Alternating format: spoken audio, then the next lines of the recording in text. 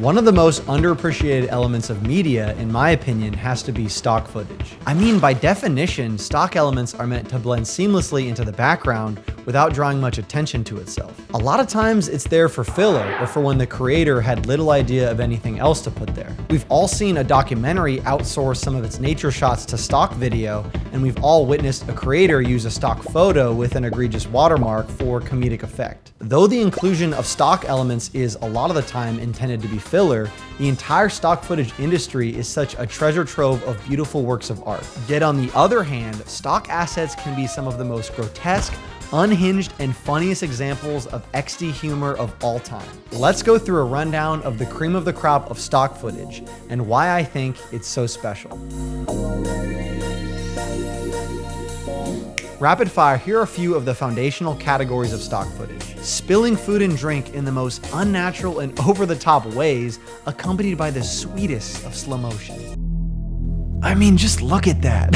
Or cartoon level reactions by every single person that has been told they make a good Jim Carrey impersonation. I was unaware that faces could even be this malleable, and I mean that with admiration. And 3D modeling and animation that is so cool, but I genuinely cannot think of a use case for most of these. I don't know what feasible purpose this guy has, but I absolutely love that at any possible moment I can box with a 3D inmate. I mean, come on. I used to use animations all the time in my old job, but honestly, I wouldn't touch them with a 10-foot pole anymore because aesthetically they're very similar to something that someone can slop out with AI nowadays, which I will get to later, just hold your horses. I don't know who's the brains behind planning for stock footage shoots, if they just have 40 chess level of market insight or they're just on that good stuff, because oh my goodness, some stock footage is next levels of niche.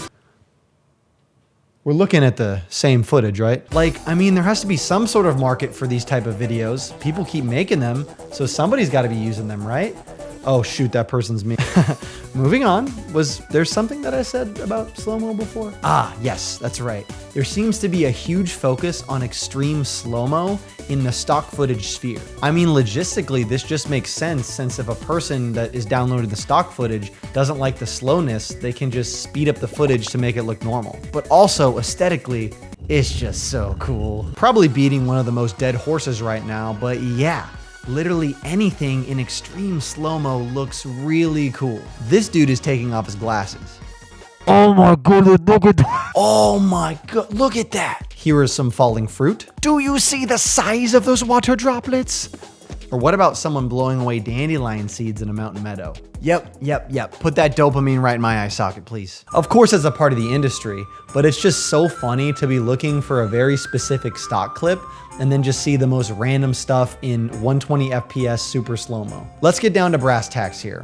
Why do you like stock footage so much, Sam? Well, to continue building lore, my first ever video editing job consisted of me standing in front of a green screen, much like I'm doing now, and presenting business tips to be edited down into small bite-sized videos. The format got stale rather quickly, and I had to adapt if I didn't want to lose the best paying job I'd ever had up until that point. And since I had very little editing skills at that time and no production skills, I turned to the wondrous world of stock footage. I'd do my voiceover, I'd overlay it with some stock footage and throw some effects on top, and boom, there's my video for the week. I began enjoying scouring for that one niche clip that I knew just had to exist out there. I started recognizing reoccurring actors. Hey, I know you. I started developing a deep appreciation for stock assets as a whole, as they're inherently human. I love the everyday folks on here. Sure, there might be a lot of conventionally attractive people featured here and there. Know you. But a lot of folks featured look like people I could see on the street or passing by in a grocery store. Combine this with the natural awkwardness of said individuals,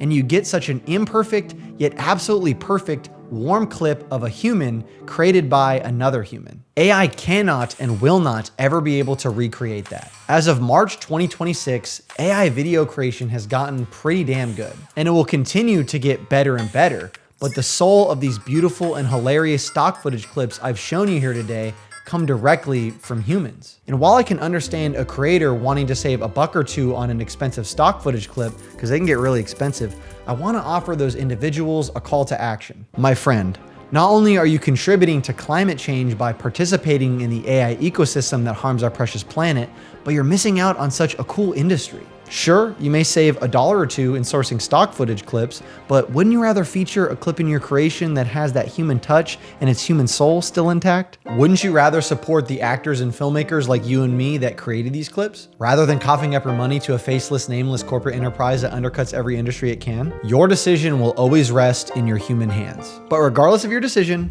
I know I'll be over here continuing to feel that awkward and inherently human touch from my fellow neighbors making whatever the hell this is.